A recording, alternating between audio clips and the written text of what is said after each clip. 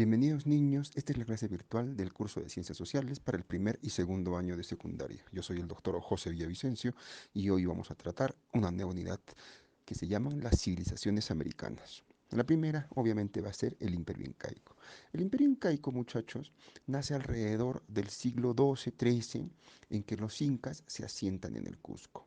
Hay un par de versiones importantes que nos dicen cómo fue el origen de los incas, la de los hermanos Saya y la leyenda de Manco Cápac y Mamaocho. Ambas son leyendas, por eso, porque en realidad, dado que los españoles al llegar destrozan todo, destruyen todo, no podemos saber el origen real del Imperio Incaico. El Imperio Incaico se extendió por casi toda Sudamérica, en dos partes.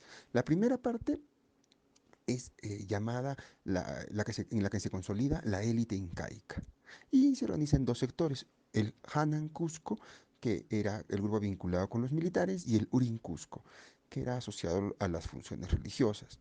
Esta fase termina cuando los habitantes del Cusco defienden en la guerra contra los chancas la ciudad. ¿Quién? El príncipe Cusi-Yupanqui. Pero hay una segunda fase en la que este mismo Inca Cusi-Yupanqui es convertido en Inca y conquista casi todo Sudamérica junto a su hijo, a quien después le encarga que termine de conquistar por él el resto de territorios.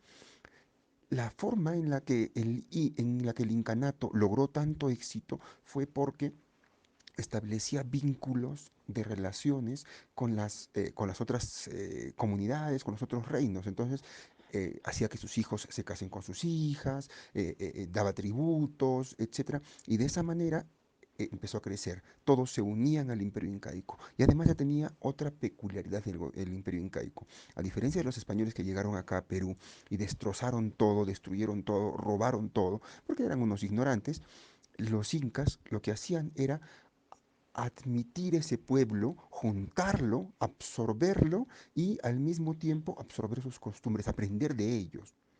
Y no solo aprender de ellos, sino que además dejar que ellos mismos sigan haciendo lo que hacían. Entonces, ellos creían en un Dios especial, tenían un tipo de cultura especial, un tipo de arte especial. Los incas dejaban que ellos sigan haciendo eso. ¿Por qué? Porque eso permitía que no se sintieran aplastados. Y a cambio de eso pagaban un tributo, ayudaban en las guerras, etcétera. La dualidad del imperio, del incanato tenía que ver con el Uri y el Anan, como les decía, que es lo de arriba y lo de abajo. Para ellos todo tenía dos partes y que ambas partes eran complementarias. No tienen por qué ser partes buena y mala, no.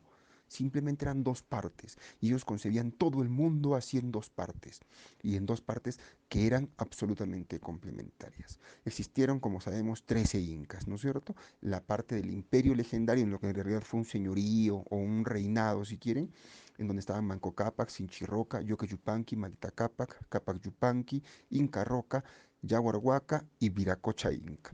A partir de ahí viene el imperio histórico. Ahí sí se convirtió en un imperio. ¿Por qué? Porque creció tanto que ya no podía llamarse simplemente señorío o reinado o una pequeña comunidad.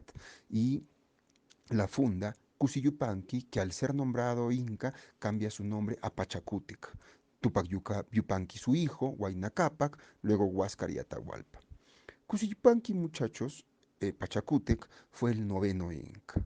Y, como van a ver en su lectura, fue el que más conquistó, el que más cambió, el que más revolucionó todo el imperio incaico.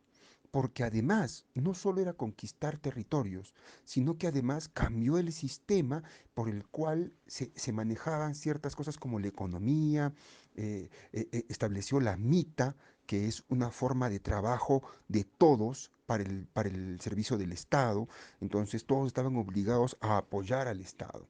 De esa manera era un Estado solidario, era un gran líder militar, pudo conquistar a muchas etnias y al mismo tiempo aprendía de esas etnias.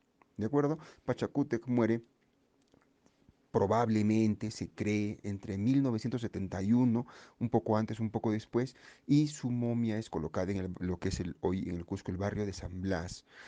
Muere solo 60 años antes de que lleguen los españoles.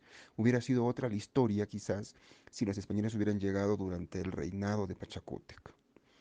Hasta acá la clase de hoy, muchachos. Nos vemos en la siguiente clase.